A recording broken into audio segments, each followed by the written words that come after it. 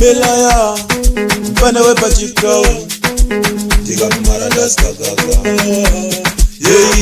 Inindiri mpane wepa chiku Aniseza tomundura se huku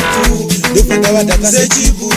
Asiyenda kumakumondo saka ndati Shava kudanganga ishi Shava kudanganga kuti dzimbo kanda hakata Ziri kudanganga ishi Ziri kudanganga kuti dzimbo kanda hakata Wari kuti taura nede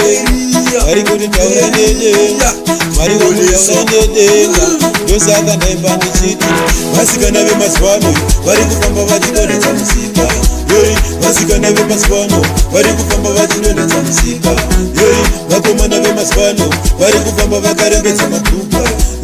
Vakomana vemazwano vari kufamba vakarembedza matupa Vakuru vati kuyaiwa mamera kana makatadza mapupura Dero pasi muchidira zvimwe vangamuregerera Vakuru vati kuyaiwa mamera kana makatadza mapupura Dero pasi muchidira zvimwe vangamuregerera Romwe yaratanga Romwe yaratanga Vasikana vemazwano vari kufamba vachidonedza musika Vasikana vemazwano vari kufamba vachidonedza musika Vakomana vemazwano vari kufamba vakarembedza mabhuka Vakomana vemazwano vari kufamba vakarembedza mabhuka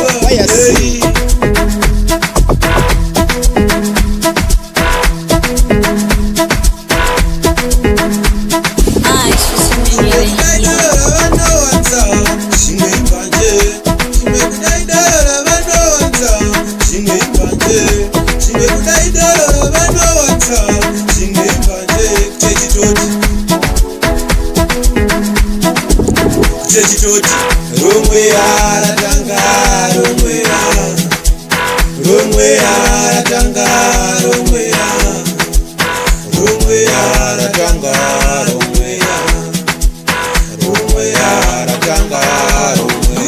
Vasikana vemazwano vari kufamba vachidonedza musika Vasikana vemazwano vari kufamba vachidonedza musika Vakomana vemazwano vari kufamba vakarembedza mabhuka Vakomana vemazwano vari kufamba vakarembedza mabhuka